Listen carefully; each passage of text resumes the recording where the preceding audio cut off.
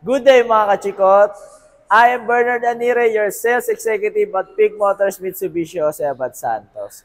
Ngayon, pag-uusapan naman natin mga kachikot ang isa sa mga best-selling SUV sa Pilipinas. At yan, walang iba, kundi ang ating Montero Sport GLS Automatic 2025 model. Kaya, handa ka na ba? Let's go!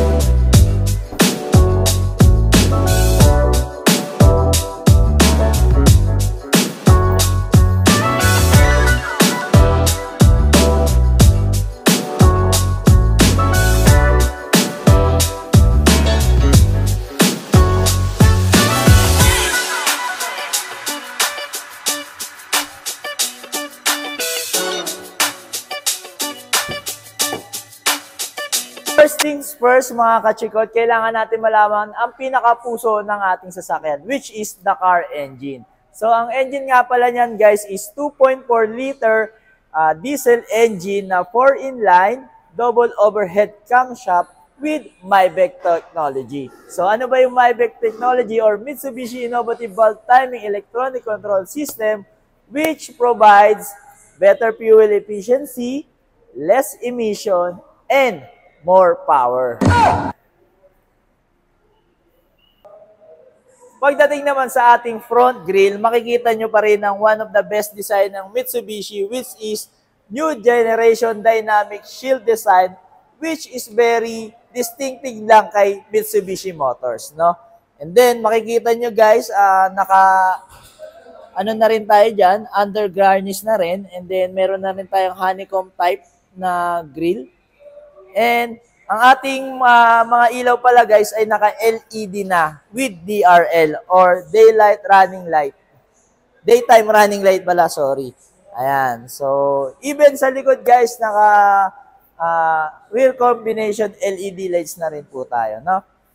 Ayan. And then makikita niyo po dito sa may bandang ibaba ay yung isang camera, which is the 360-degree camera view. So, sobrang importante niyan guys para iwas tayo sa mga bangga na katabi natin na hindi natin basta-basta kagad nakikita, no?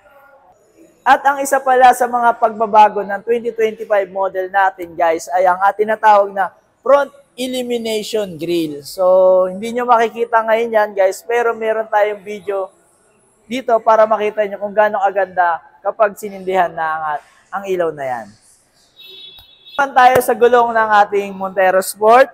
Naka 18-inch alloy wheels na po pala tayo dyan guys. And then, ang ating suspension naman is, front suspension natin is double wishbone with coil spring and stabilizer bar. While rear suspension natin guys ay 3-link coil spring with stabilizer bar also. Ayan. And then, makikita nyo naman dito sa ating side mirror guys, yung ating integrated light na turning signal for right turn and left turn. And then makikita nyo dito sa baba is yung another camera 360 view. Ayan. So dito naman tayo sa pinto guys, makikita nyo yung itong button na to, yan yung isa sa ating tinatawag na keyless entry. So kahit hindi mo nahawak ang susi, pwede mo siyang ipindutin to unlock and lock yung ating mga pintuan. Ayan. So, pasok po tayo. I-check natin yung loob. So, yun. So, dito naman sa ating mga pinto, yung ating door trim ay meron na ring leather soft. Touch na rin siya, no, guys. Meron na rin kasama mga power windows button and then central door lock. Ayan. So, at makikita nyo, syempre, sa ating upuan, yung tinatawag na 8-way driver seat adjust. Makikita nyo na napakaganda ng ating upuan.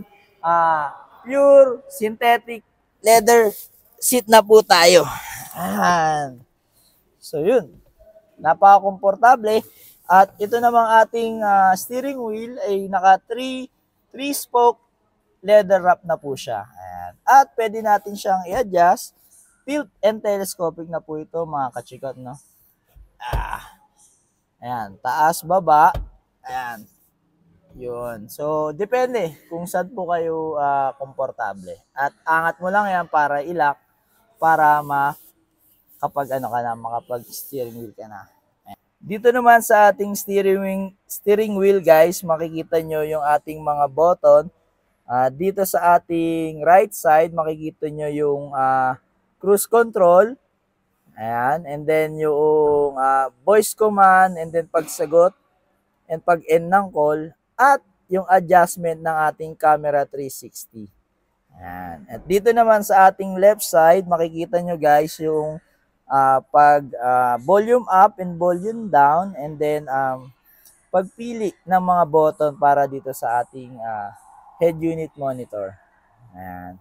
So dito sa bandang gilid natin guys, makikita nyo yung push start button, no? So hindi na natin kailangan ng susi.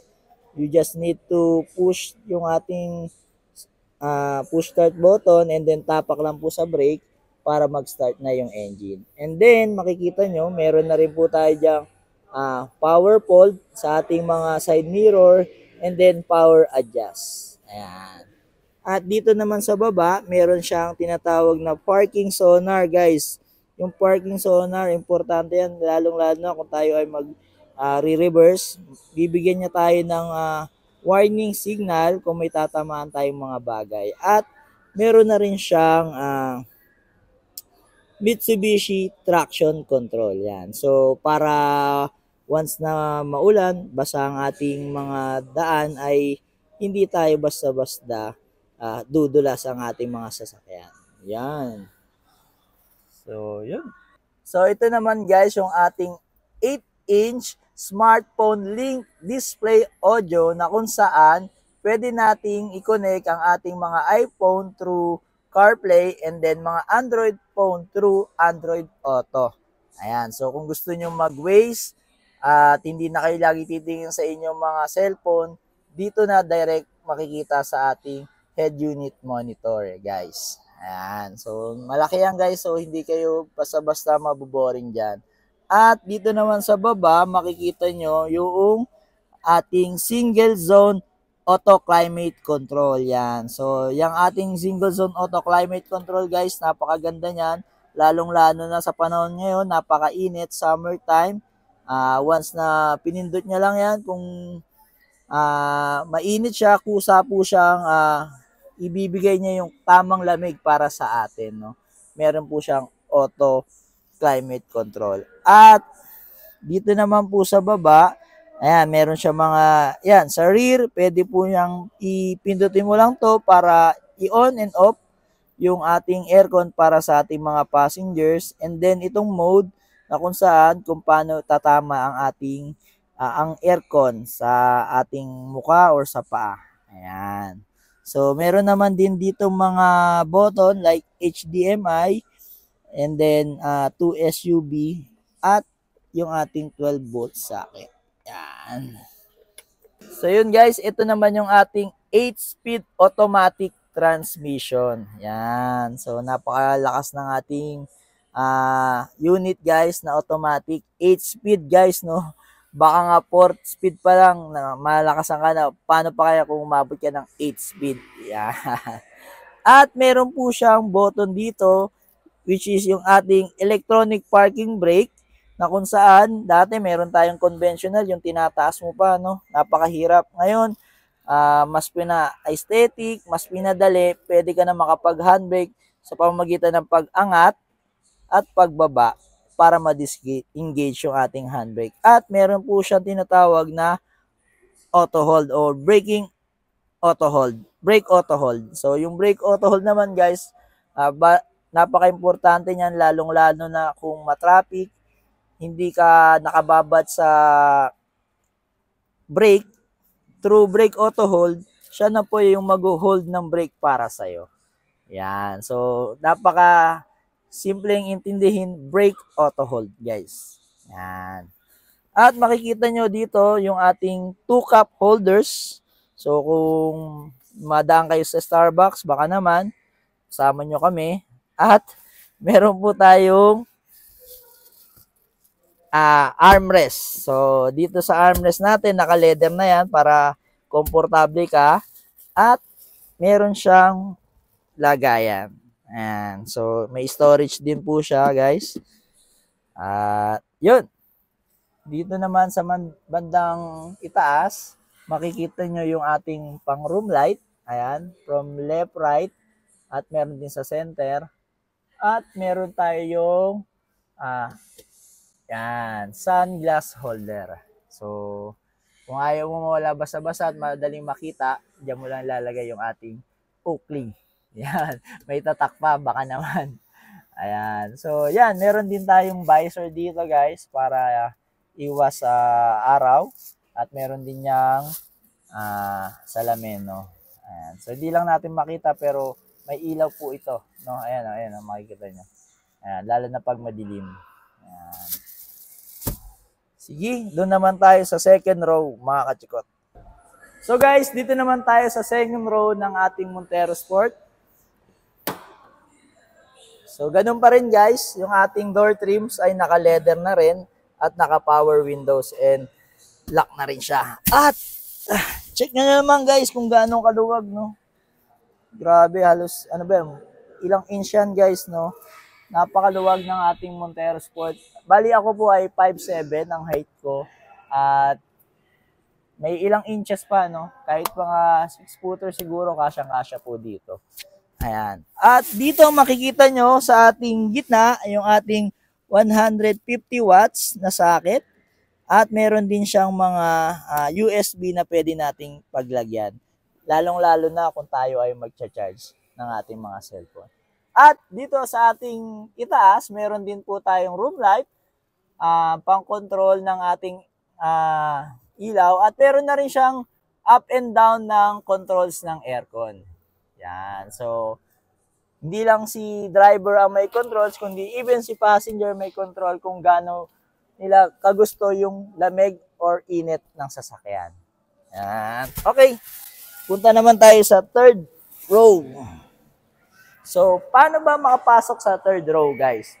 Ang ating Montero Sport, guys, ay meron siyang tinatawag na fold and tumble. So, ano yung fold and tumble? Dito po sa bandang itaas, yung parang shoulder niya, iaangat mo lang ito, at yan. Yun, easy access, di ba? So, check natin yung third row. Ayan, ito ang ating third row. Ay, sorry. Whew. So, kung dalawa lang kayo, komportable kayo guys. Hindi kayo mahihirapan. Ayan. Makikita nyo kung gaano kaluwag pa rin dito sa atin. So, ito po yung aking tuhod. Ayan pa. So, sobrang luwag pa rin yan. At, ayan, meron din tayo ditong mga cup holders. At, ayan, meron tayong mga seat belts, importante. At yung ating mga top tether, which is yung importante sa ating mga bata, no? Lalong-lalo kung may mga sanggol po tayo for their safety. Ayan. So, meron din tayo ditong another room light, guys, para hindi tayo mahirapan, no? Ayan. At meron na ring headrest yung ating sasakyan. Yung ating upuan pala, sorry. Ayan. So, depende kung gaano mo gusto kataas. Ayan. So, yun.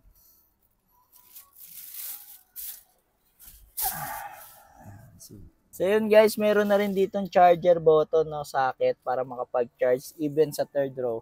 So, from first row to second row hanggang third row, meron po tayong charging port. So, hindi tayo mamumblema pagdating sa ating mga cellphone dahil may ready charging port para sa inyo po.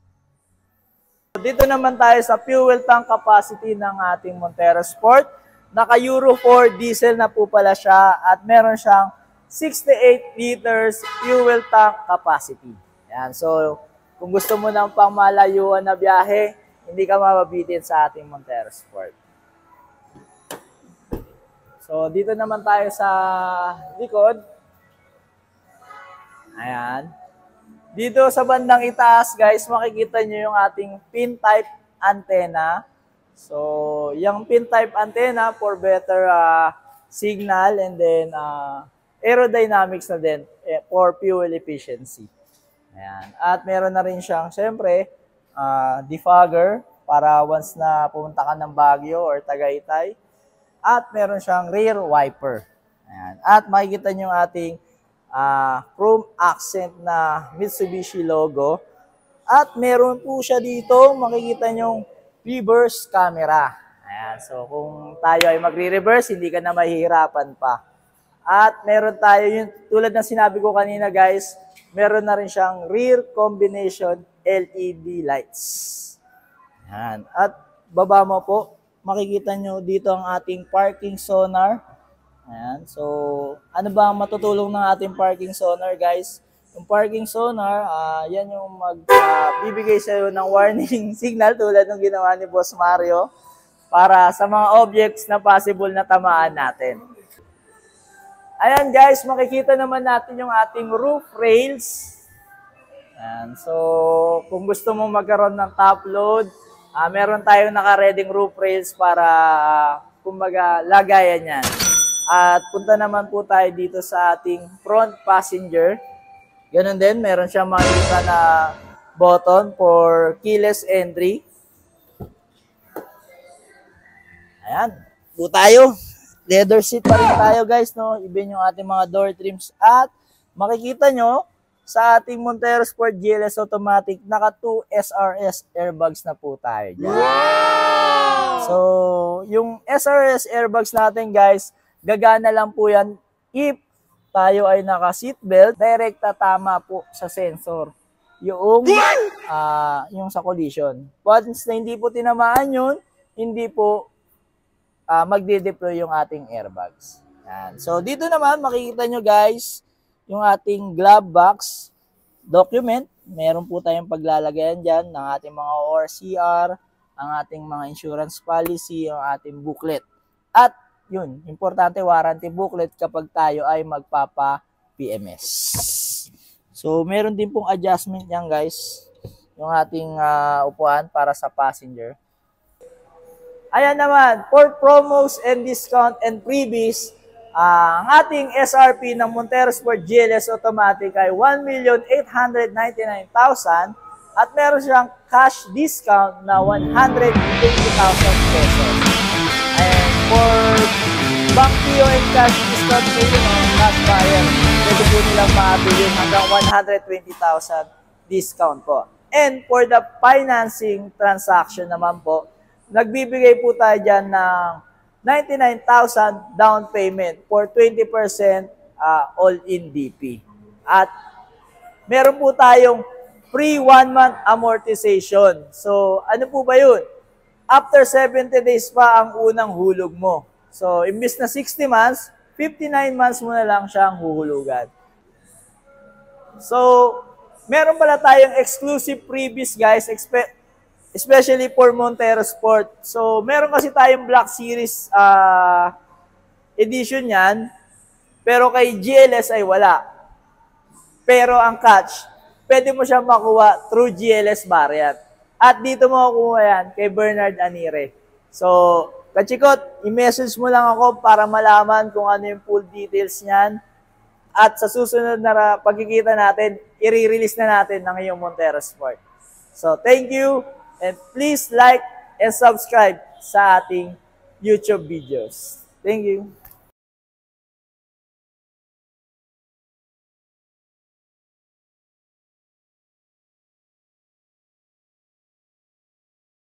Drive your ambition, Mitsubishi Motors.